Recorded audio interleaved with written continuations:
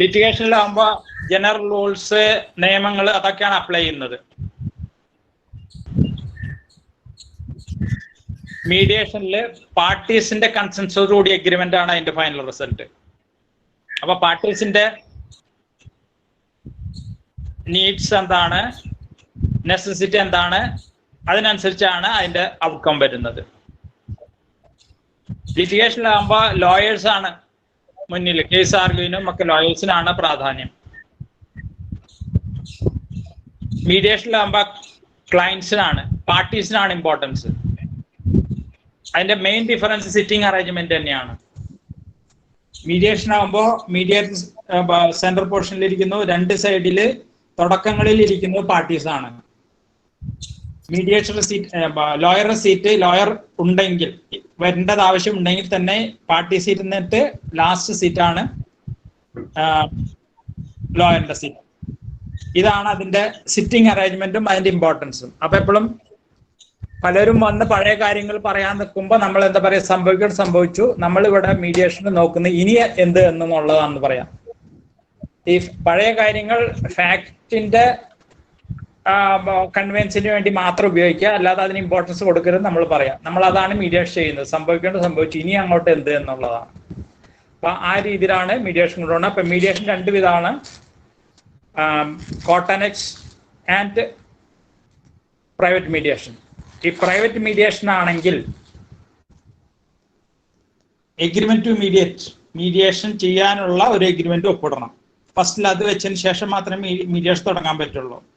കോട്ടനെക്സ്ഡ് ആണെങ്കിൽ അത് വേണ്ട, because the court is referring the matter for mediation after getting the consent of the parties in the open court. Normally open കോർട്ടിലാണ് വാങ്ങുക. പിന്നെ കോർട്ടിന് വേറെ procedure ഇടാൻ വേണമെങ്കിൽ രണ്ട് കൺസെന്റ് ഒപ്പിട്ട് വാങ്ങിയിട്ട് ഫയൽ ചെയ്യാനും പറയാം. ഇവിടെ ഇപ്പൊ തൽക്കാലം ഹൈക്കോടതിയിലും മറ്റ് ഇവിടെയുള്ള കോടതികളിൽ കാണുന്നത് പാർട്ടീസിനെ മീഡിയേഷൻ വിടുന്ന ദിവസം അപ്പിയർ ചെയ്യാൻ പറയുന്നു. അപ്പിയർ ചെയ്ത് കഴിഞ്ഞിട്ട് പറയും, ഞാൻ മീഡിയേഷന് വിടാണ്, ഇന്നാണ് സംഗതി, സെറ്റിൽ ചെയ്യണം, സമ്മതം അല്ലേന്ന് ചോദിക്കുന്നു. അങ്ങനെ പാർട്ടീസിന്റെ കൺസെന്റ് ഉണ്ടെങ്കിൽ മാത്രമേ മീഡിയേഷൻ നടക്കൂ. കോർട്ടിന് പാർട്ടീസിന്റെ വില്ലിനെതിരായിട്ട് മീഡിയേഷൻ വിടാൻ പറ്റില്ല. നോർമലി കോടതി പറയുമ്പോൾ പാർട്ടീസ് പോവും, കാരണം സെക്ഷൻ 89 ഓഫ് CPC. 89 പറയുന്നത് CPC കഴിഞ്ഞവരാണോ എല്ലാവരും? ഇവര് CPC കഴിഞ്ഞവരാണോ? എല്ലാവരും മ്യൂട്ടാണോ? പഠിച്ചവരാണ്. എന്താ പറയണ്ട, 89 അമെന്റ്മെന്റിൽ ADR റിസോർട്ട് ചെയ്യുമെന്ന് പറയുന്നുണ്ട്. അപ്പൊ അതിൽ ADRൽ വരുന്നത് ആർബിട്രേഷൻ, മീഡിയേഷൻ, നെഗോഷിയേഷൻ, കൺസിലിയേഷൻ, അദാലത്ത്, ഇത്രയാണ് വരുന്നത്. അപ്പൊ ഇതിൽ ഏത് മെത്തേഡിന് വേണമെങ്കിലും വിടാം. പക്ഷെ ആർബിട്രേഷൻ ആണെങ്കിൽ ആർബിട്രേഷൻ ക്ലോസ് ഉണ്ടാവണം, അല്ലെങ്കിൽ കോടതിയിൽ പറഞ്ഞാൽ ഞങ്ങൾ ആർബിട്രേഷന് പോകാമെന്ന്. മീഡിയേഷൻ ആണെങ്കിൽ അവിടെ ക്ലോസ് ഒന്നും വേണ്ട, കൺസെന്റ് കൊടുത്താൽ ഞങ്ങൾ മീഡിയേഷന് പോകാമെന്നുള്ളത്. കൺസിലിയേഷൻ ആണെങ്കിൽ ആർബിട്രേഷന്റെ മാതിരി കൺസെന്റ് തന്നെ വേണം, റിട്ടേൺ കൺസെന്റ് തന്നെ വേണം. അദാലത്താണെങ്കിൽ ജസ്റ്റ് അദാലത്ത് കൂടുന്നു, അവിടെ വയ്ക്കുന്നു, തീരുമാനിക്കുന്നു, പാർട്ടി ഒപ്പിട്ട് കഴിഞ്ഞാൽ അത് അവാർഡായി വരുന്നു.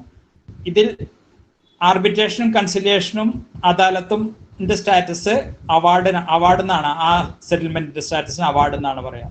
പക്ഷെ മീഡിയേറ്റ് സെറ്റിൽമെന്റിന്റെ എഗ്രിമെന്റ് അത് എഗ്രിമെന്റ് മാത്രമേ ആവുന്നുള്ളൂ. അതൊരു എൻഫോഴ്സിബിൾ ആവണമെങ്കിൽ കോർട്ട് റെഫേർഡ് മീഡിയേഷൻ ആണെങ്കിൽ with the report of the concerned mediator, the nodal officer or the mediation center will send back the file to the court for recording the settlement agreement. ആ settlement agreement കോടതി record ചെയ്യുമ്പോൾ മാത്രമാണ് അത് executable വിധി ആവുന്നത്, അല്ലെങ്കിൽ judgement അല്ലെങ്കിൽ order ആവുന്നത്. അത് അവിടെ എക്സിക്യൂട്ട് ചെയ്യുന്നില്ലെങ്കിൽ, സപ്പോസ് പ്രൈവറ്റ് മീഡിയേഷൻ ആണെങ്കിൽ അത് എഗ്രിമെന്റ് സ്റ്റാറ്റസ് മാത്രമേ ഉള്ളൂ. അപ്പൊ അത് എക്സിക്യൂട്ടബിൾ ആവണമെങ്കിൽ either it has to be recorded by the court of law in a suit or a court proceedings, or it has to convert it to as an award, either as a conciliatory award or as a arbitration award. അപ്പൊ settlement agreement രണ്ട് വിധത്തിലാവാം. ആർബിട്രേറ്റർക്കും കൺസെന്റഡ് award പാസ്സാക്കാം, കൺസിലിയേറ്റർക്കും ആക്കാം. ഇവർ രണ്ടു കൂട്ടരും ഒരു proceeding, conciliation or arbitration പ്രൊസീഡിങ്സിന്റെ നേച്ചറിൽ ഈ സെറ്റിൽമെന്റ് എഗ്രിമെന്റ് കൺവേർട്ട് ചെയ്ത് അവാർഡ് ആയി കഴിഞ്ഞാൽ it is directly executable before the court of law. അപ്പൊ ഇതാണ് അതിന്റെ status. Otherwise it is only just an agreement. you have to produce it before the court to execute it with all other complying all other parameters as if you are enforcing a agreement to do something, that is specific performance. Okay, then mediation നമ്മൾ രണ്ട് definitions ഞാനിവിടെ പറയുന്നുണ്ട്. അതൊന്നില്ലെങ്കിൽ ഞാൻ verbatim പറയുമ്പോൾ നിങ്ങളൊന്ന് not ചെയ്യുക. അതല്ലെങ്കിൽ ഇവിടെ ഈ റെക്കോർഡ് ഞാൻ യൂട്യൂബിൽ ഇടുന്നുണ്ട്, അപ്പൊ നിങ്ങൾ നോക്കണം, പല പ്രാവശ്യം നോക്കിയിട്ട് കമന്റ്സ് ഇടാം അല്ലെങ്കിൽ വിളിച്ചു ചോദിക്കണം. ഞാൻ ഈ പറയുന്ന അപ്പൊ ശ്രദ്ധിക്കണം, കാരണം ഈ പ്രാക്ടിക്കൽ സൈഡിൽ ഇതിന്റെ അപ്ലിക്കേഷൻ വരും. അതുകൊണ്ടാണ് ഞാൻ അതിൽ യൂട്യൂബിൽ ഇടുന്നത്. കാരണം വാട്സാപ്പിലൊക്കെ ഇട്ടു കുറച്ച് കഴിഞ്ഞ് അങ്ങോട്ട് പോകും. അപ്പൊ ആർക്ക് വേണമെങ്കിൽ എപ്പോഴും സംശയം വന്നാൽ ഈ ഓരോ എപ്പിസോഡുകൾ എടുത്ത് വായിച്ചു നോക്കിയിട്ട് നമ്മുടെ പ്രാക്ടിക്കൽ ട്രെയിനിങ് എക്സാമിനേഷൻ ആകുമ്പോഴത്തേനും നിങ്ങൾക്ക് സംശയങ്ങൾ തീരും. അപ്പൊ അതുകൊണ്ട് മീഡിയേഷന്റെ ട്രെയിനിങ് പാർട്ടിന് ഡെഫിനിഷൻസ് ഷുവറായും കമ്പൽസറിയും ചോദിക്കുന്നതാണ്. രണ്ട് ഡെഫിനിഷൻസ് ഞാനിവിടെ പറയുന്നുണ്ട്. ഒന്ന് പ്രോസസ് ആസ്പെക്റ്റിലുള്ള ഡെഫിനിഷൻ. എന്താണ് മീഡിയേഷൻ പ്രോസസ് എന്ന് ജസ്റ്റ് മെൻഷൻ ചെയ്യുന്ന ഡെഫിനിഷനാണ് process aspect mediation definition. Second one functioning aspect definition.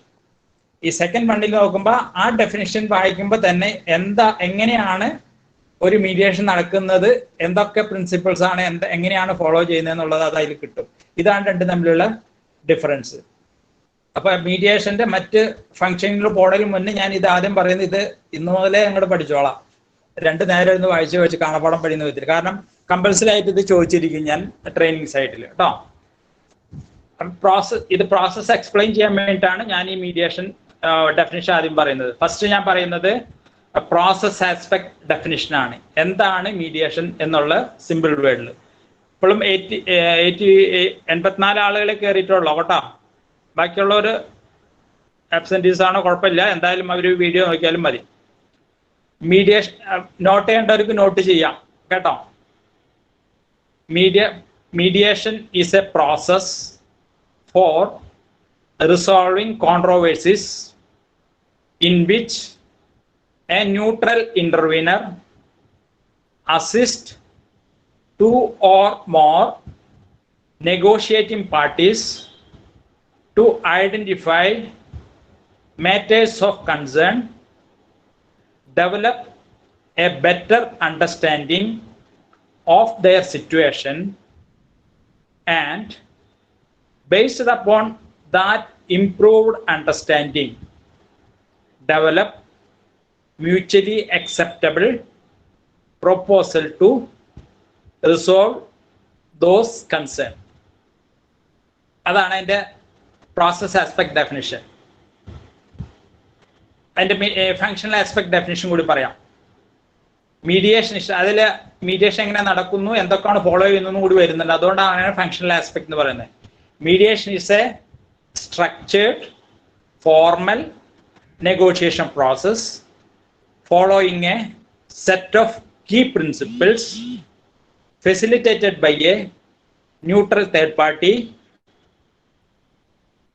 (mediator) to assist the parties in dispute in reaching a voluntary resolution of dispute. ഇതാണ് ഫങ്ഷണൽ ആസ്പെക്ട് ഡെഫിനിഷൻ.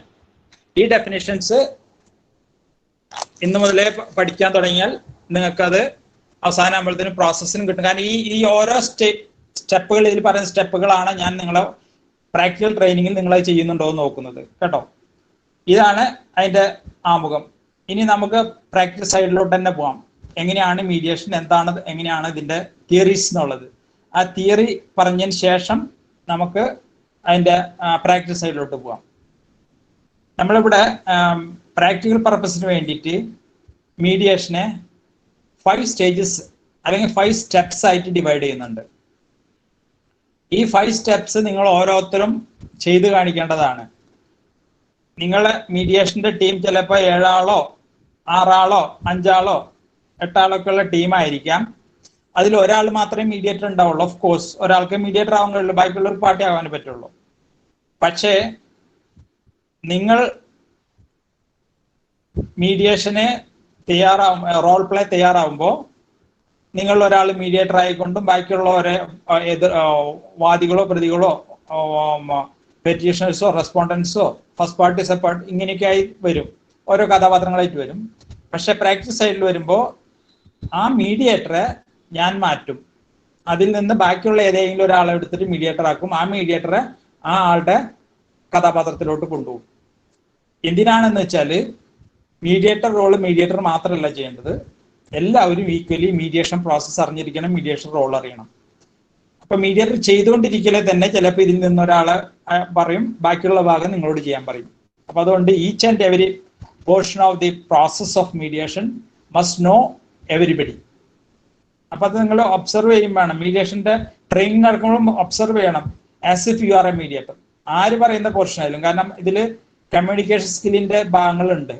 അപ്പൊ അതിന് ഓരോരുത്തർ പറയുന്നതും ചിലപ്പോൾ മീഡിയേറ്റർ റീസ്റ്റേറ്റ് ചെയ്യും, റിഫ്ലക്ട് ചെയ്യും, പാരാഫ്രൈസ് ചെയ്യും, സമ്മറൈസ് ചെയ്യും ഒക്കെ ചെയ്യണം. അപ്പൊ അത് നിങ്ങൾ ഒബ്സർവ് ചെയ്യുമ്പോൾ മാത്രമേ നിങ്ങൾക്ക് അത് പെട്ടെന്ന് പറയാൻ പറ്റുള്ളൂ. ഞാൻ ഒരു കഥാപാത്രം ആ മീഡിയേറ്ററായി നിങ്ങൾ രജിസ്റ്റർ ചെയ്യാൻ പറഞ്ഞാൽ അപ്പൊ പെട്ടെന്ന് പറയാൻ പറ്റണം. പക്ഷെ അത് മീഡിയേറ്റർ നോക്കിക്കൊള്ളുന്നത് നിങ്ങൾ ഇരിക്കാൻ പാടില്ല. അപ്പോൾ ഒബ്സർവേഷൻ ആണ് മീഡിയേറ്ററുടെ ഫസ്റ്റ് കപ്പാസിറ്റി. ഒബ്സർവ് ചെയ്യുക, പാർട്ടീസിനെ ഒബ്സർവ് ചെയ്തുകൊണ്ടാണ് കാര്യങ്ങൾ. കാരണം പാർട്ടീസ് അവരെ കൺസേൺ അവതരിപ്പിക്കുമ്പോൾ അണ്ടർലൈൻ ഇഷ്യൂസും മറ്റും കണ്ടുപിടിക്കുക, അവരുടെ ബോഡി ലാംഗ്വേജ്, അവരുടെ പ്രസന്റേഷൻ, സ്റ്റേറ്റ്മെന്റ്, ഇതൊക്കെ ഒബ്സർവ് ചെയ്തുകൊണ്ട് മാത്രമേ മീഡിയേറ്റർക്ക് റിയൽ ഇഷ്യൂസ് എന്താന്ന് അവരറിയാത്ത അവരുടെ ഇഷ്യൂസ് തന്നെ കാണിച്ചു കൊടുക്കണം. അതാണ് മീഡിയേറ്റർ ചെയ്യുന്നത്. കമ്മ്യൂണിക്കേഷൻ നടത്താം, അതാണ്. പലതും കമ്മ്യൂണിക്കേഷൻ ഗ്യാപ്പ് ഉള്ളതുകൊണ്ടാണ് ഡിസ്പ്യൂട്ട്സ് ഉണ്ടാവുന്നത്. ഒരാളുടെ കമ്മ്യൂണിക്കേഷന്റെ മീനിങ് മറ്റാളിലോട്ട് എത്തുമ്പോൾ അതിന്റെ വേറെ മീനിങ്ങിലായിരിക്കും ഉണ്ടാവുന്നത്. ഇപ്പൊ ഒരാള് ഉള്ളിലോട്ട് കടന്നു വരാൻ പല വിധത്തിൽ നമുക്ക് പറയാം. ബോഡി ലാംഗ്വേജ്, സൗണ്ടിന്റെ വോളിയത്തിന്റെ വ്യത്യാസം, മുഖത്തെ എക്സ്പ്രഷന്റെ വ്യത്യാസം, അതിലുപയോഗിക്കുന്ന ലാംഗ്വേജ്, ടൈം, ഇതൊക്കെ അനുസരിച്ച് ഒരാളോട് കടന്നു വരാൻ പറയുന്നതിന് പല മീനിങ് ഉണ്ടാവാം. ഉദാഹരണം, നമ്മൾ കടന്നു വരൂ എന്ന് പറയുമ്പോൾ സന്തോഷത്തോടെ വിളിക്കുന്നു. ആ കടന്നു വരൂ എന്ന് പറയുമ്പോൾ ചിലപ്പോൾ ഇഷ്ടമില്ലാണ്ടാവും, അല്ല ആജ്ഞയാവാം. ഇത് ഈ സെയിം വേർഡ് തന്നെ അതിന്റെ വോളിയം, ബോഡി ലാംഗ്വേജ്, ഇതൊക്കെ അനുസരിച്ച് മാറും. അപ്പൊ അത് എന്താണ് അതിന്റെ മീനിങ് ഒബ്സർവ് ചെയ്യുമ്പോൾ മീഡിയേറ്റർ മനസ്സിലാവണം. ഈ വിളിച്ചാൽ കടന്നു വരൂ എന്ന് പറയുന്നത് ചിലപ്പോൾ ദേഷ്യത്തിലാണ് പറയുമെങ്കിലും ചിലപ്പോൾ ആ ദേഷ്യം അവിടെ ഉണ്ടായിരിക്കില്ല. അത് കോണ്ടെക്സ്റ്റ് വെച്ചുകൊണ്ട് മീഡിയേറ്റർ ക്ലാരിഫൈ ചെയ്യണം. എന്താ അങ്ങനെ ദേഷ്യത്തിൽ പറഞ്ഞത് വേണമെങ്കിൽ ചോദിക്കാം, അല്ലെങ്കിൽ മറ്റൊരാളോട് പറയാം, അത് നിങ്ങളോട് വരാൻ പറഞ്ഞാണ്, പക്ഷെ അദ്ദേഹം വേറെ കണ്ടീഷനിലായതുകൊണ്ട് അങ്ങനെ പറഞ്ഞാണ്, അതുകൊണ്ട് വേറെ രീതിയിൽ എടുക്കണ്ട. അല്ലെങ്കിൽ ആ രീതിയിൽ അവർക്ക് കമ്മ്യൂണിക്കേറ്റ് ചെയ്യുന്നതിൽ ഇയാളോട് ചോദിക്കാം, നിങ്ങൾ എന്തുകൊണ്ടാണ് അങ്ങനെ ഹാഷായി പറഞ്ഞത്? അപ്പൊ അയാൾ ഇത് ഞാൻ ഹാഷായി പറഞ്ഞത് വേറെ കാര്യത്തിൽ വന്നപ്പോൾ അങ്ങനെ പറഞ്ഞു പോയെന്നുള്ളത്. അപ്പൊ കമ്മ്യൂണിക്കേഷൻ നടത്താം എന്ന ഒരു കാര്യത്തെ സ്പീക്കർ ഉദ്ദേശിക്കുന്ന രീതിയിൽ അതേ സെയിം മീനിങ്ങിൽ റിസീവറുടെ അവിടെ എത്തിക്കുക എന്നുള്ളതാണ് കമ്മ്യൂണിക്കേഷൻ കൊണ്ട് മീഡിയേറ്റർ ചെയ്യുന്നത്. ഈ പ്രോസസ്സാണ് കമ്മ്യൂണിക്കേഷൻ സ്കില്ലിലാണ് വരുന്നത്. റീസ്റ്റേറ്റ്മെന്റ്, റീഫ്രെയിമിംഗ്, റിഫ്ലക്ഷൻ, സമ്മറൈസിങ്, ഈ കാര്യങ്ങൾ അത് നമ്മൾ പ്രത്യേകമായിട്ട് പറയും. അതാണ് കൂടുതലായിട്ടും വരുന്ന മീഡിയേറ്റേഴ്സ് ശ്രദ്ധിക്കേണ്ട കാര്യങ്ങൾ. അതിന് നമ്മൾ കൂടുതൽ ഇമ്പോർട്ടൻസ് കൊടുക്കുന്നതാണ്. അപ്പൊ ഫോർ ദി ടൈം ബീങ് ഈ 5 സ്റ്റേജസ് എന്താണെന്ന് ഞാൻ പറയാം. അപ്പൊ ഞാൻ ഈ പറഞ്ഞു വരുന്ന ഓരോ സ്റ്റേജും വളരെ ഇമ്പോർട്ടൻസ് ആണ്. അത് നിങ്ങൾ ഞാൻ ഇപ്പോഴെ തന്നെ പറയുന്നത്, കുറച്ച് കഴിഞ്ഞിട്ട് തിരിഞ്ഞു വെക്കുമ്പോൾ നിങ്ങൾക്ക് അത് ബുദ്ധിമുട്ടായി തോന്നും. അപ്പൊ ഇപ്പോഴേ ശ്രദ്ധിച്ചു പോയി കഴിഞ്ഞാൽ അതിന്റെ പ്രശ്നം വരുന്നില്ല. അപ്പൊ ഈ 5 സ്റ്റേജിൽ ഫസ്റ്റ് സ്റ്റേജ് എന്ന് വെച്ചാൽ opening statement of the mediator. Opening statement is very important because it set the rule for the entire progress of the mediation. ആ ഓപ്പണിംഗ് സ്റ്റേറ്റ്മെന്റ്, മീഡിയേറ്റർ ഓപ്പണിംഗ് സ്റ്റേറ്റ്മെന്റിൽ എല്ലാം വരും. അതിൽ മീഡിയേറ്റർ റാപ്പോ ക്രിയേറ്റ് ചെയ്യാനുള്ളതും credibility create ചെയ്യാനുള്ളതും ground rules എല്ലാം എന്താണെന്നും mediation procedure എന്താണ് അവിടെ നടക്കുന്നതും പാർട്ടീസ് എങ്ങനെ ബിഹേവ് ചെയ്യണം, എങ്ങനെ കൺട്രോൾ ചെയ്യണം, എങ്ങനെ അവരുടെ കാര്യങ്ങൾ അവതരിപ്പിക്കും, ഇങ്ങനെയുള്ള എല്ലാ കാര്യങ്ങളും ഓപ്പണിംഗ് സ്റ്റേറ്റ്മെന്റ് ഓഫ് മീഡിയേറ്ററിൽ പറയാം. അപ്പൊ ഫസ്റ്റ് സ്റ്റേജ് എന്ന് വെച്ചാൽ, അല്ലെങ്കിൽ ഫസ്റ്റ് സ്റ്റെപ്പ് എന്ന് വെച്ചാൽ opening statement of the mediator ആണ്. ആ മീഡിയേറ്റർ തുടങ്ങുന്നത് സെൽഫ് ഇൻട്രൊഡക്ഷൻ ആണ്. First, I am so and so, I have this much experience in this field and in any specialization in any other field. ഇപ്പൊ lawyer ആണ് പറയുന്നതെങ്കിൽ I have experience standing of 27 years at bar, and I have standing as a mediator for the last 10 years. I have acquired the training experience or the expertise in this matter from this university or this institution or by the Mediation and Conciliation Project Committee of Supreme Court in like manner. While each step has its own purposes, its own goal and its own method. അപ്പോൾ ഇതിന് ഒരു സ്റ്റേജിന്റെ first എന്താണ് ആ stage? Opening statement of mediator. What is the purpose? To create a rapport, credibility of the mediator. അതുണ്ടെങ്കിലാണ് മുന്നോട്ട് പോകാൻ പറ്റുള്ളൂ പാർട്ടീസായിട്ട്. അതാണ് അതിന്റെ ഗോൾ. ഇനി അത് എങ്ങനെ ഉണ്ടാക്കും എന്നുള്ള മെത്തേഡ്. ഇങ്ങനെ what is that and what is it's goal and how what is the method. ഈ രീതിയിലാണ് നമ്മൾ ഈ 5 സ്റ്റെപ്സും ഇനി അടുത്ത ദിവസങ്ങളിൽ നമ്മൾ പറയാൻ പോകുന്നത്. ഇപ്പൊ ഞാൻ ജനറൽ ആയിട്ട് മാത്രമാണ് പറഞ്ഞു പോകുന്നത്. അപ്പൊ ഫസ്റ്റ് സ്റ്റെപ്പ് ഓപ്പണിംഗ് സ്റ്റേറ്റ്മെന്റ് ആണ്. Opening statement of the mediator. അതിന് മീഡിയേറ്റർ ഈ കാര്യങ്ങൾ മുഴുവൻ പറയുന്നു. അത് ഞാൻ അടുത്ത ദിവസം ഓപ്പണിംഗ് സ്റ്റേറ്റ്മെന്റ് മീഡിയേറ്റർ മാത്രമായിട്ട് എടുക്കണം നമ്മൾ. കാരണം അത് വളരെ ഇമ്പോർട്ടന്റ് ആണ്. ഓപ്പണിംഗ് സ്റ്റേറ്റ്മെന്റ് മീഡിയേറ്റർ വന്നു കഴിഞ്ഞാൽ പാളിച്ചു കഴിഞ്ഞു കഴിഞ്ഞാൽ എൻറ്റർ സെഷൻ പാളിച്ചു വരും കേട്ടോ. അപ്പൊ അത് ഇമ്പോർട്ടൻസ് ആണ്. അത് വളരെ ഇമ്പോർട്ടൻ്റ് ആയിട്ട് എടുക്കും. നെക്സ്റ്റ് സെക്കൻഡ് സ്റ്റേജ് എന്ന് പറഞ്ഞു കഴിഞ്ഞാൽ opening statement of the parties.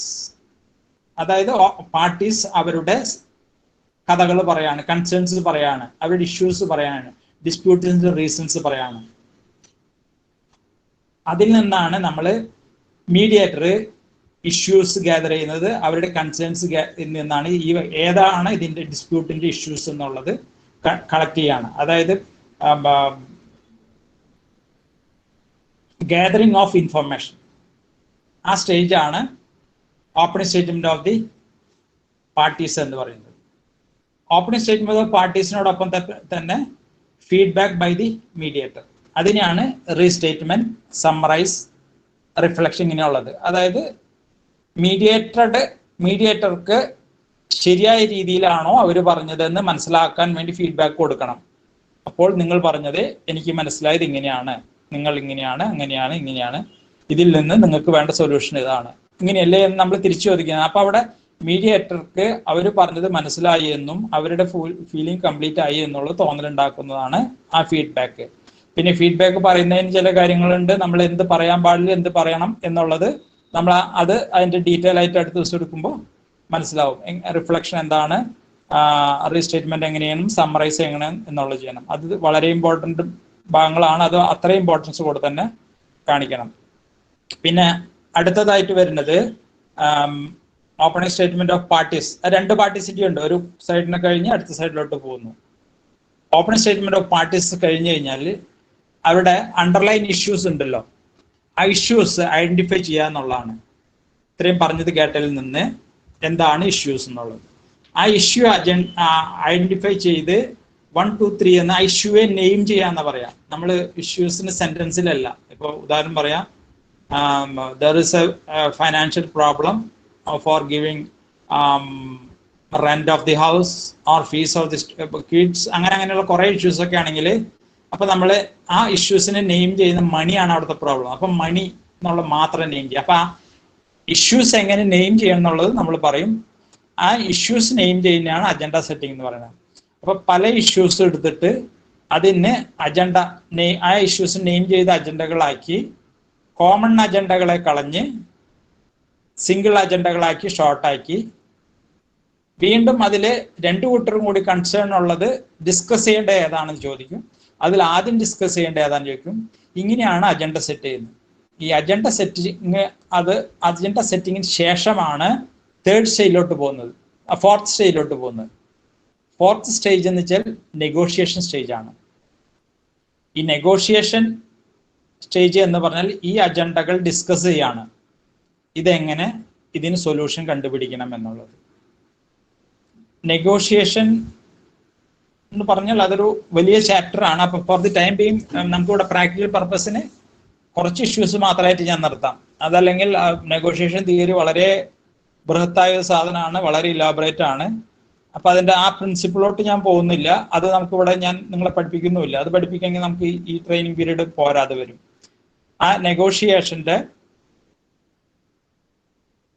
സ്റ്റേജിൽ നമ്മൾ എങ്ങനെ ബ്രെയിൻ സ്റ്റോമിങ് നടത്തണം, കോക്കസ് എങ്ങനെ വിളിക്കണം, അങ്ങനെയുള്ള കാര്യങ്ങളൊക്കെ ആ നെഗോഷിയേഷൻ സ്റ്റേജിൽ അതിന്റെ ഫോർത്ത് സ്റ്റേജിനെ കുറിച്ച് നമ്മൾ പറയുമ്പോൾ അത് ഇലാബറേറ്റ് ആയിട്ട് പറയും.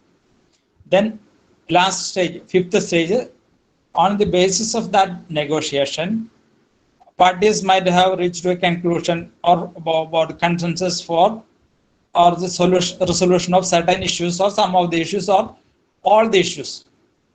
മീഡിയേഷന് എല്ലാ ഇഷ്യൂസിനും റെസൊല്യൂഷൻ ഉണ്ടാവണമെന്നില്ല. കുറെ ഇഷ്യൂ സോൾവ് ചെയ്യാം, കുറെ ഇഷ്യൂ സോൾവ് ചെയ്യാതൊക്കെ എടുക്കാം. ഈ ഇഷ്യൂ സോൾവ് ചെയ്യാതെ സ്റ്റക്കായി നിൽക്കുന്ന ആ പ്രോസസ്സിന് പറയുന്ന പേരാണ് ഇംപാസ്. നോർമലി ഒരു ഇംപാസയിൽ നിന്നാണ് ഈ മീഡിയേഷൻ തുടങ്ങുന്നത്. ഇംപാസ് എന്ന് വെച്ചാൽ രണ്ട് പാർട്ടീസ് തമ്മിൽ ഡിസ്പ്യൂട്ട് ഉണ്ടായി, അവർക്കൊരു സൊല്യൂഷൻ ഇല്ല, അങ്ങനെ ഒരു അവസ്ഥയാണ് ഇംപാസ്. സൊല്യൂഷൻ വരാത്തൊരവസ്ഥ, ഇനി എന്തെന്നറിയാത്തൊരവസ്ഥ. അപ്പൊ normally a mediator start the mediation from impasse. Then what is the role of the mediator? Mediator will try to break that impasse.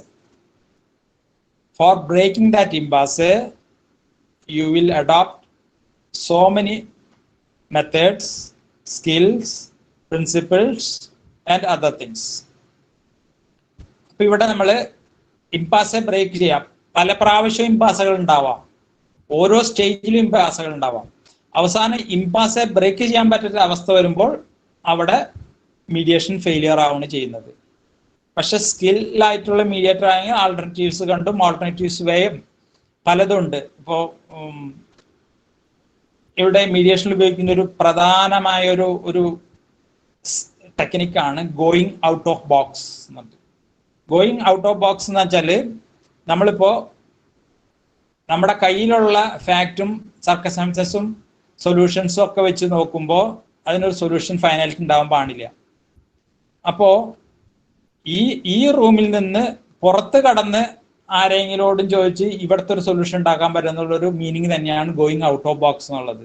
അത് തേർഡ് പാർട്ടി ഇന്റർവെൻഷനോടുകൂടി നമുക്ക് എന്തെങ്കിലും സൊല്യൂഷൻസ് ഉണ്ടാവും എന്നുള്ളത്. ഉദാഹരണം പറയാം, ഇവരെ ഇൻഫ്ലുവൻസ് ചെയ്യാവുന്ന ഇപ്പൊ കപ്പിൾസിന്റെ ഫാമിലി ഇഷ്യൂസ് ആണെങ്കിൽ, ഫാമിലി ഡിസ്പ്യൂട്ട്സ് ഒക്കെ ആണെങ്കിൽ അവരെ ഇൻഫ്ലുവൻസ് ചെയ്ത് അവരെ പറഞ്ഞ് മനസ്സിലാക്കിച്ച് ഒരു സൊല്യൂഷൻ ഉണ്ടാക്കാവുന്ന ആരെങ്കിലും പുറത്തുണ്ടോ എന്ന് നോക്കാം. അപ്പൊ ഉദാഹരണം പറയാം, ചിലവരാണെങ്കിൽ കേസിൽ ഉൾപ്പെടാത്ത അച്ഛനും അമ്മ പറയാം, ചില ബ്രദേഴ്സ് പറയാം, ചിലപ്പോൾ സിസ്റ്റേഴ്സ് പറഞ്ഞിട്ടുണ്ടാവാം, ചിലപ്പോൾ ക്ലോസ് ഫ്രണ്ട്സ് പറഞ്ഞിട്ടുണ്ടാവാം.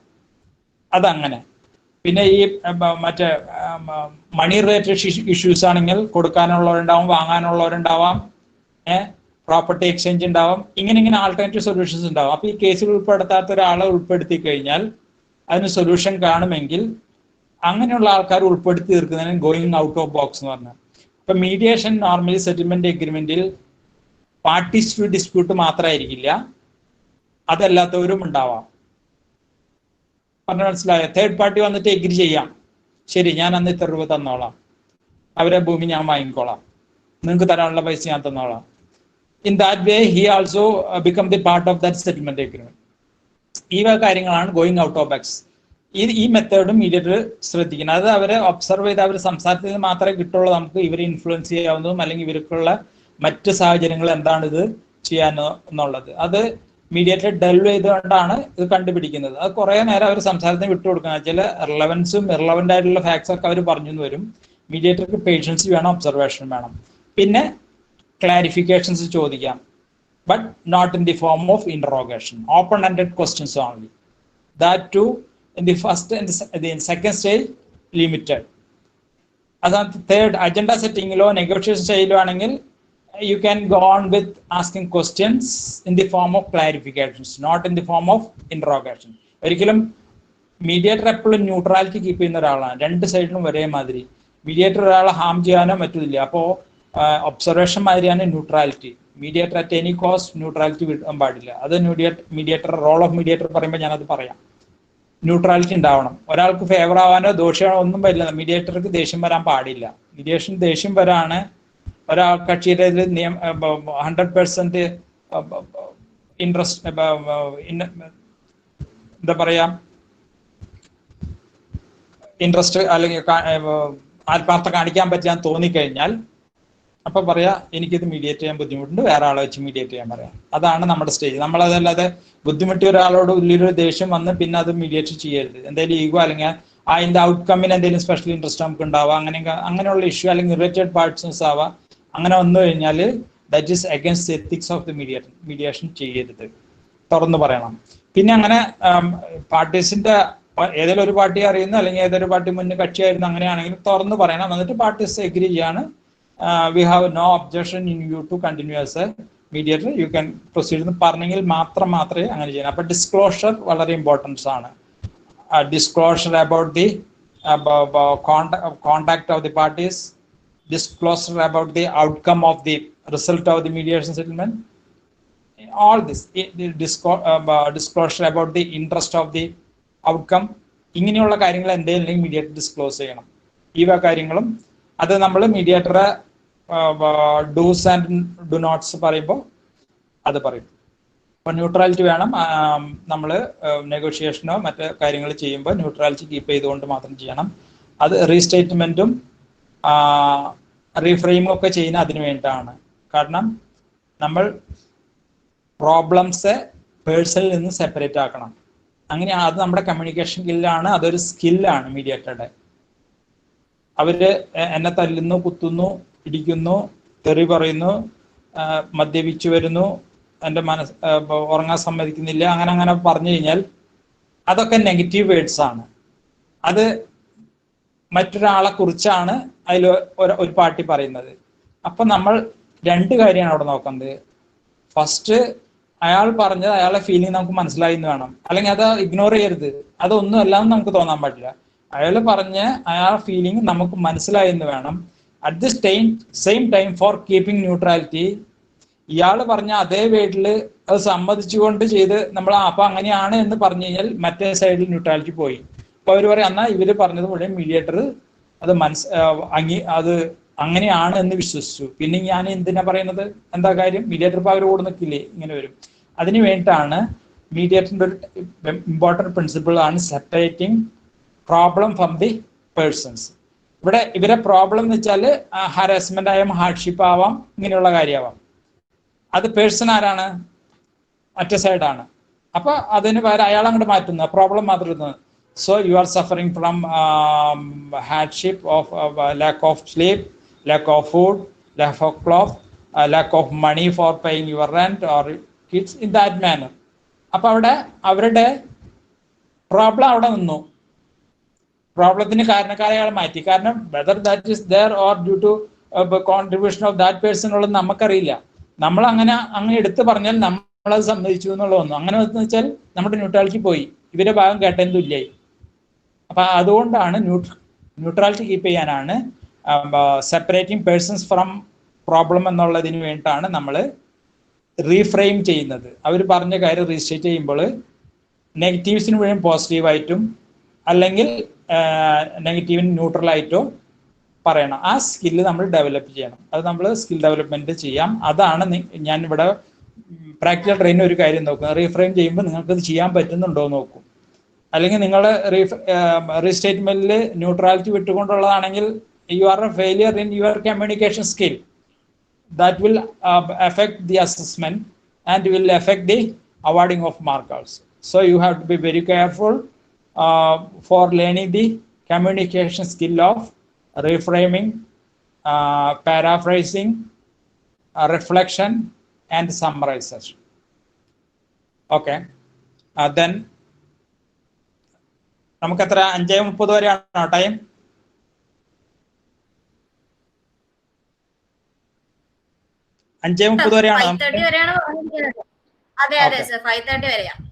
ഓക്കെ.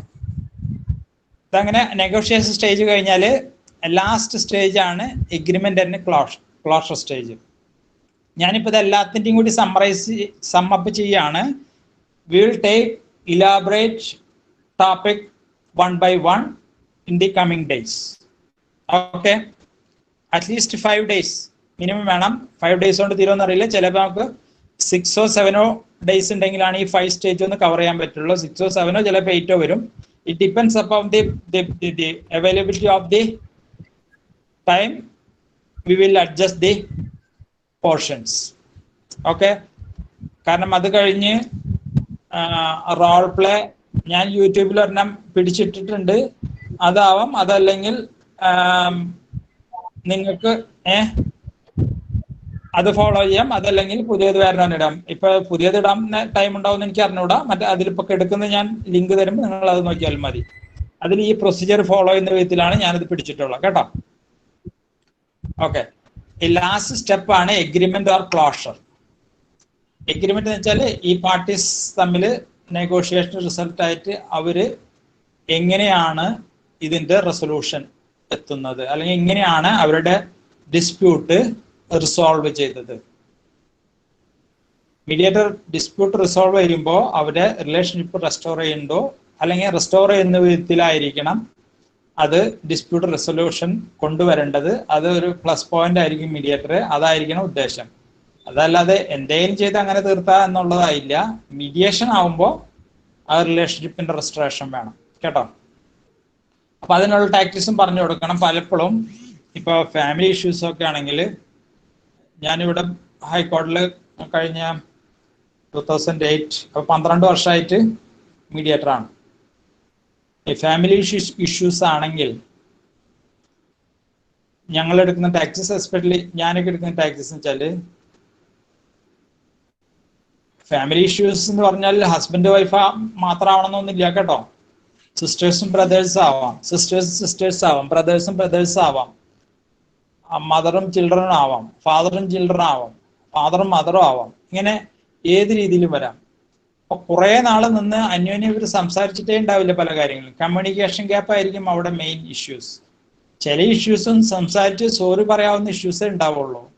പക്ഷെ അത് മഹാ കോംപ്ലിക്കേറ്റഡ് ഇഷ്യൂ ആയിട്ടായിരിക്കും ഹൈക്കോടതിയോ അല്ലെങ്കിൽ മറ്റു കോടതിയിലൊക്കെ വരുന്നത്. അപ്പൊ നമ്മൾ ഒബ്സർവ് ചെയ്ത് കാര്യങ്ങൾ സംസാരിക്കുമ്പോൾ നല്ലൊരു മീഡിയേറ്റർ ആണെങ്കിൽ മനസ്സിലാവും ഇതിന്റെ അണ്ടർലൈൻ ഇഷ്യൂ എന്താന്നുള്ളത്. അണ്ടർലൈൻ ഇഷ്യൂ പലപ്പോഴും സ്വത്തായിരിക്കില്ല. സംസാരത്തിലുണ്ടായ രീതികൾ, അല്ലെങ്കിൽ റിലേഷൻഷിപ്പിലുണ്ടായ ബ്രേക്ക്, ഇങ്ങനെ പലതായിരിക്കും. അതൊക്കെ റെസ്റ്റോർ ചെയ്ത് സംഗതി പോകുന്നതായിരിക്കും. അപ്പോൾ നമ്മൾ മീഡിയേറ്റർ ആകുമ്പോൾ അത് പലതും ശ്രദ്ധിച്ച്, കോക്കസിലായും പ്രൈവറ്റായും ശ്രദ്ധിച്ച് അണ്ടർലൈൻ ഇഷ്യൂ എന്താണെന്ന് മനസ്സിലാക്കി കഴിഞ്ഞാൽ ഈസിയാണ്. ഒരു ചെറിയ നെറ്റിട്ട് കൊടുത്താൽ പോകുന്ന വണ്ടിക്ക് എഞ്ചിൻ മാറ്റണം എന്നിട്ടാവും വരുന്നത്. എഞ്ചിൻ മാറ്റാണ് നമ്മുടെ അടുത്ത് വരുന്നത്. നമ്മൾ നോക്കുമ്പോൾ എഞ്ചിനൊരു താറാവില്ല, ഒരു നട്ടേ പോയിട്ടുള്ളൂ. ആ നട്ട് ഇട്ട് കഴിഞ്ഞാൽ എഞ്ചിൻ ഓടും. അപ്പൊ മീഡിയേറ്റർ എഞ്ചിൻ മാറ്റം എന്ന് പറയുമ്പോൾ എഞ്ചിനെ കുറിച്ചല്ല മീഡിയേറ്റർ പറയേണ്ടത്. അതിക്ക് മുന്നേ മീഡിയേറ്റർ നോക്കണം ഈ എഞ്ചിന് വല്ല തകരാറുണ്ടോ, ഈ എഞ്ചിൻ വേറെ എന്തെങ്കിലും സിമ്പിൾ മെത്തേഡിലൂടെ ഓടിക്കാൻ പറ്റുമോ എന്നുള്ള ആ ഒബ്സർവേഷനാണ് മീഡിയേറ്റർക്ക് എപ്പോഴും വേണ്ടത്. അപ്പൊ ഇവിടെ ഗവൺമെന്റ് ലോ കോളേജിന്റെ റോൾ പ്ലേ എക്സാം നടന്നുകൊണ്ടിരിക്കുകയാണ്. അപ്പൊ പലരും അവരിങ്ങനെയാണ്, അവരൊക്കെ തയ്യാറാക്കി അവരുദ്ദേശിച്ച് അങ്ങനെ പോവാണ്. അപ്പോഴാ ഞാൻ ഇതേ ചോദ്യങ്ങൾ ചോദിക്കുമ്പോൾ പറയും, നിങ്ങൾ ആ ഇഷ്യൂ പോയി അത് സോൾവ് ചെയ്യാൻ ശ്രമിച്ചതിന് പകരം ഈ രീതിയിലായിരുന്നെങ്കിൽ ആ റെസ്റ്റോറേഷൻ പ്രിൻസിപ്പിളും വന്ന് വളരെ ഈസി ആയിരുന്നില്ല എന്നുള്ളത്.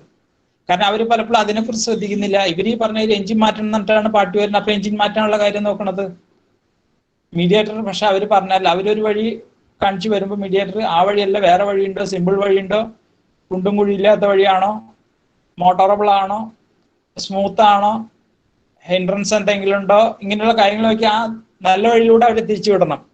അപ്പൊ പാർട്ടി ഹാപ്പി ആവും, റെസ്റ്റോറേഷൻ നടക്കും, ഒക്കെ ആവും. മറ്റേത് അവർ കൊണ്ടുവന്ന ഹാർഡ് ആണെങ്കിൽ ആ ഹാർഡ്ഷിപ്പോടുകൂടി ആയിരിക്കും അവർ തീർന്നു പോകുന്നത്.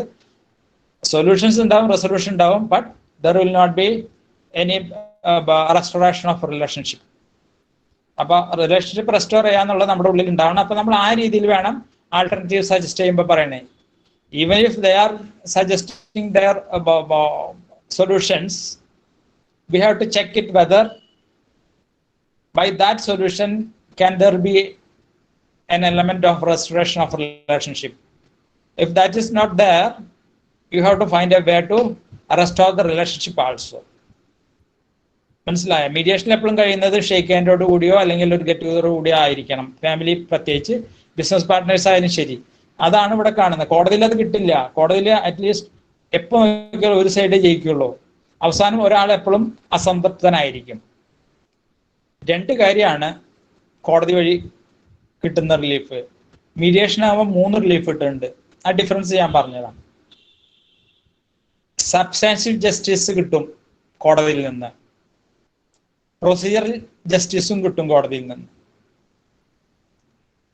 സൈക്കോളജിക്കൽ സാറ്റിസ്ഫാക്ഷൻ ഉണ്ടായിരിക്കില്ല.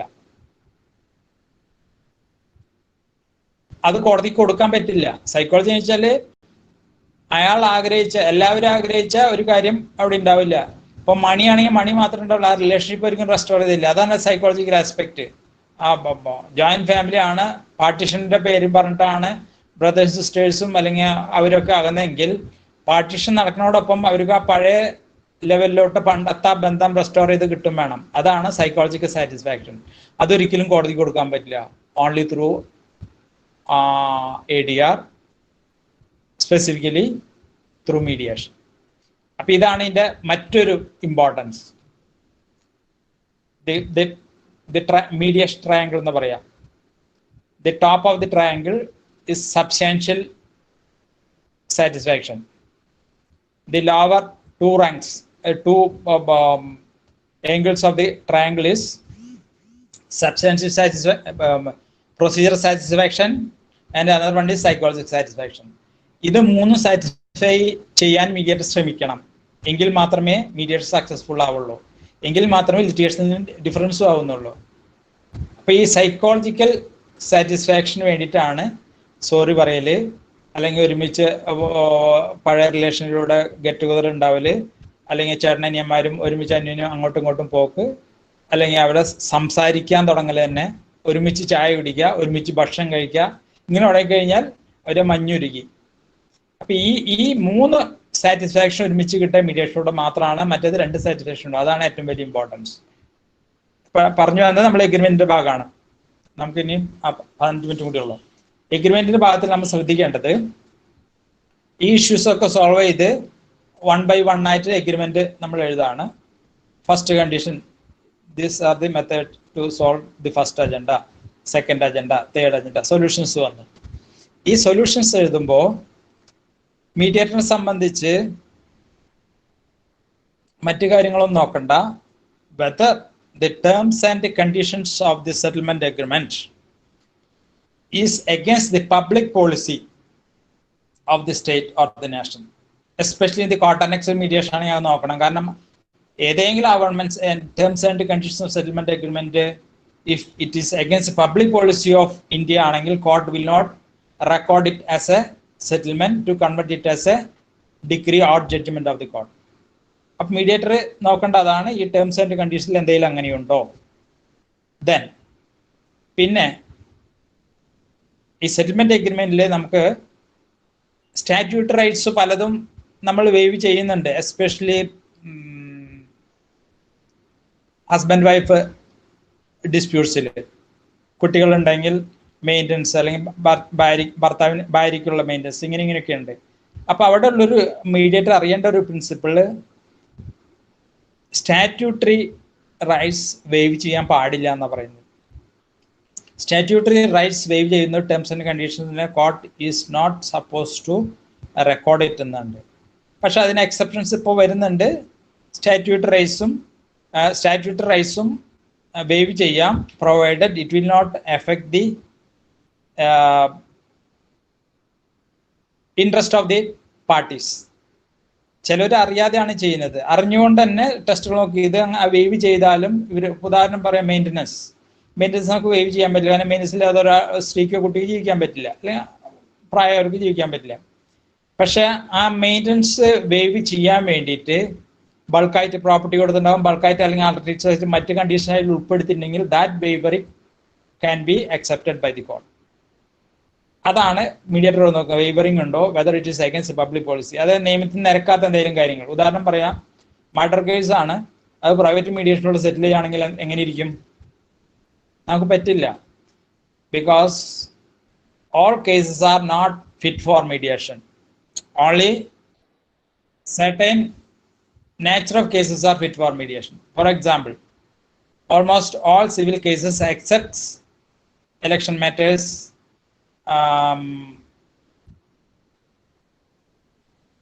child adoption cases, then mental retarded persons cases, disposal cases, election matters, liquidation of companies. ഈ കാറ്റഗറിയുള്ളതൊന്നും മീഡിയേഷൻ സെറ്റിൽമെന്റ് പറ്റില്ല. കാരണം it requires A judicial order. ഒരു മൈനറുടെ പ്രോപ്പർട്ടി വിൽക്കണോ വേണ്ടേ എന്നുള്ളത് ജുഡീഷ്യൽ ഓർഡറിലൂടെ മാത്രമേ വിൽക്കാൻ പറ്റുള്ളൂ. Whether it will effect the welfare of the child എന്നുള്ള കോർട്ട് ഓർഡർ ആണ്. It requires evidence also. All those matters are not fit for mediation. അപ്പൊ അങ്ങനെ മീഡിയേഷൻ പറ്റാത്ത കേസുകൾ കൂടെ വരാൻ പാടില്ല. അത് മീഡിയേറ്റർ നോക്കണം. Whether the subject matter of dispute and resolution reached by the parties are under the category of the cases which are not fit for mediation. അത് മീഡിയേറ്റർ ശ്രദ്ധിക്കേണ്ട ഒരു കാര്യമാണ്. Then executability of the terms and conditions. അതിലൊന്ന് ഇതാണ്.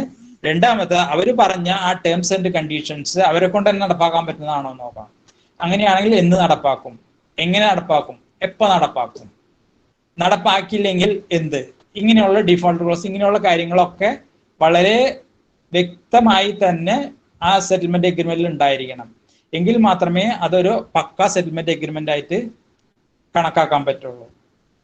Otherwise ഇപ്പോൾ ഇതിൽ ഏതെങ്കിലും default close property കൊടുക്കാമെന്നും അല്ലെങ്കിൽ ഇത്ര ദിവസങ്ങളിൽ പ്രോപ്പർട്ടി രജിസ്റ്റർ ചെയ്ത് കൊടുക്കാമെന്ന് സമ്മതിച്ചു, ഇത്ര രൂപ കൊടുക്കാൻ സമ്മതിച്ചു, അങ്ങനെ പാർട്ടീസ് പ്രശ്നം തീർന്നു എന്നിട്ട് സെറ്റിൽമെന്റ് എഴുതി. കോടതി ചെല്ലുമ്പോൾ ഇത് എന്ന് കൊടുക്കുന്നു അത് അതിൽ പറഞ്ഞിട്ടില്ല. ഇൻഫിനിറ്റ് ആയി കിടന്ന് വീണ്ടും ഡിസ്പ്യൂട്ട് ആയില്ലേ അത്. ഈ പൈസ എങ്ങനെ കൊടുക്കുന്നു, ബാങ്ക് വഴി കൊടുക്കുന്നോ അല്ലെങ്കിൽ അത് കൊടുക്കുന്നോ, അല്ലെങ്കിൽ പൈസ കൊടുത്തില്ലെങ്കിൽ എന്ത്, ഈ കാര്യം പറഞ്ഞില്ല. Because it is one of the principal or aim of the mediation that while you are recording a settlement agreement or drafting a settlement agreement, there shall not be any element for the multiplicity of the further suits. അപ്പൊ ആ loop holes മുഴുവൻ അടഞ്ഞിരിക്കണം. ഇവിടെ ഒരു agreement close ചെയ്യുമ്പോൾ വേറൊരു 100 case open ചെയ്യാവുന്ന കാര്യങ്ങൾ അതിൽ ഉണ്ടാവരുത്. ഇത് ക്ലോസ് ചെയ്യുന്നതോടൊപ്പം ഇനി യാതൊരു കാര്യവശാലും ഇനി ഒരു ഡിസ്പ്യൂട്ട് കോടതി വഴി വരാത്ത വിധത്തിൽ പാർട്ടിസിപ്പന്റ് ഇല്ലാത്ത വിധത്തിൽ ടേംസിൽ ഉണ്ടോ എന്ന് നോക്കണം. അത് മീഡിയേറ്റർ ചോദിക്കണം. ഇതിങ്ങനെയാണ്, ഇപ്പൊ ഇതിങ്ങനെ നടന്നില്ലെങ്കിൽ എന്ത്, അല്ലെങ്കിൽ ഇത് ഇങ്ങനെയാണ്, ഈ പൈസ ഇങ്ങനെ കുറഞ്ഞാൽ എങ്ങനെ, ഇത് കുറഞ്ഞാൽ എങ്ങനെ, തന്നില്ലെങ്കിൽ എങ്ങനെ, ഈ കാര്യങ്ങൾ ചോദിച്ച് എല്ലാതും. ഇപ്പൊ മൈനേഴ്സ് ആണെങ്കിൽ അവർക്ക് ഒപ്പിടാൻ പറ്റില്ല. അപ്പൊ എന്ത് ചെയ്യണം? ആ ഒരു ഇഷ്യൂസിന് മാത്രമായിട്ട് കോടതിയിൽ പോകാൻ പറഞ്ഞ് സെറ്റിൽമെന്റ് ക്ലോസ് ചെയ്യണം. For getting the consent of the court to protect the interest of the minor. കോർട്ടിന്റെ ഓർഡറിൽ അത് മൈനറുടെ ടേംസ് ആൻഡ് കണ്ടീഷൻസ് എക്സിക്യൂട്ട് ചെയ്യാൻ പറ്റില്ല, ഇതിൽ ആക്കാൻ പറ്റില്ല. അതിൽ ഉൾപ്പെടുത്തെങ്കിൽ കോർട്ടിന്റെ ഓർഡർ കൂടി മാത്രമേ പറ്റുള്ളൂ. ഇങ്ങനെയുള്ള കാര്യങ്ങളാണ് ചെയ്യുക. മൈനറിന്റെ മാത്രമല്ല, mentally retard persons, insane persons ഒക്കെ ആണെങ്കിൽ അവരൊന്നും they shall not be party to the mediate settlement agreement. അവർക്ക് അതോറിറ്റി ഉണ്ടായിരിക്കണം മീഡിയേറ്റേഴ്സ്, ഈ പാർട്ടീസിന് ആ സെറ്റിൽമെന്റിൽ എത്താനും ഒപ്പിടാനുള്ളത്. അങ്ങനെയുള്ളവർ ഒപ്പിട്ടൊക്കെ മാത്രമേ നോക്കേണ്ടത്. ഇതിൽ വന്ന പാർട്ടീസിൽ ഇങ്ങനെ ഒരു സെറ്റിൽമെന്റ് എത്താനും അത് സൈൻ ചെയ്യാനുള്ള അധികാരം ഉണ്ടോന്നും കൂടി മീഡിയേറ്റർ നോക്കണം. മനസ്സിലായ? ഇപ്പൊ ആരെങ്കിലും ഒരാൾ പ്രോപ്പർട്ടിയെ കുറിച്ച് ഡിസ്പ്യൂട്ടിൽ വേറെ ആരെങ്കിലും വന്നത് ഒപ്പിട്ടിട്ട് കാര്യമില്ല. അതിനോടനുബന്ധിച്ച് കൊടുക്കാനും വാങ്ങാനും അതിന്റെ കരണങ്ങൾ ചെയ്യാവുന്നതും അല്ലെ ക്രയവിക്രയങ്ങൾ ചെയ്യാവുന്ന ഒരാള് മാത്രമേ അങ്ങനെ ടേംസിൽ ഒപ്പിടാൻ പറ്റുള്ളൂ. അപ്പൊ ഇത് കൂടി ശ്രദ്ധിക്കണം. Whether the parties are fit to be party to settlement agreement, sign settlement agreement. ഈ കാര്യങ്ങളാണ് എഗ്രിമെന്റ് സ്റ്റേജിൽ നോക്കുന്നത്. പിന്നെ എല്ലാ ഇഷ്യൂസും തീർന്നില്ലെങ്കിൽ ബാക്കിയുള്ള ഇഷ്യൂസിനെ കുറിച്ച് അതിൽ പറയണം. പിന്നെ ഇതിലെല്ലാ പാർട്ടീസ് അല്ലാത്തൊരു മറ്റാരും ഒപ്പിടുന്നെങ്കിൽ അതിനെ കുറിച്ചും അതിൽ പറയണം. ഇന്ന ഡയറക്റ്റ് പാർട്ടീസ് അല്ല, but as a part of settlement agreement they are also signated to this settlement agreement because they have to comply these things for the fulfillment of the settlement of terms and conditions of settlement of by the other party. ഏതെങ്കിലും specific parties ഉണ്ടെങ്കിൽ അതങ്ങനെ.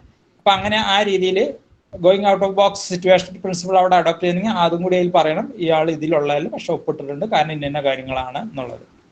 ഇത്രയാണ് എനിക്ക് ആമുഖമായിട്ട് എന്ന് പറയാനുള്ളത്.